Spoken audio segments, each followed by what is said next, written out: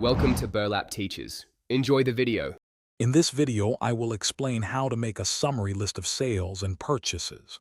We'll cover the essential steps to streamline your financial record keeping.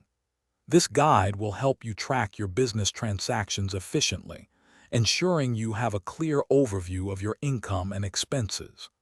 By the end, you'll be able to create accurate and useful summaries for better financial management. For sales, start by logging every transaction. Note the date, what you sold, and the exact amount received.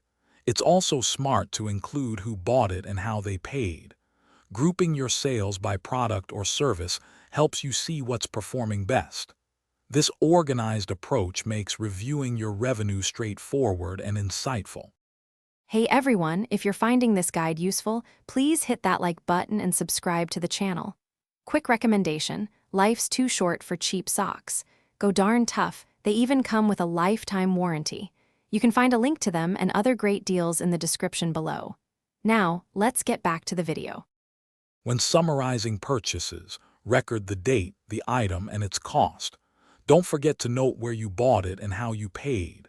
Categorizing expenses like inventory, office supplies, or marketing is crucial. This helps you understand where your money is going and makes tax preparation much simpler. A clear purchase summary is key to managing your budget.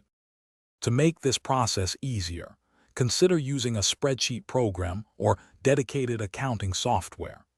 These tools automate calculations and provide clear reports.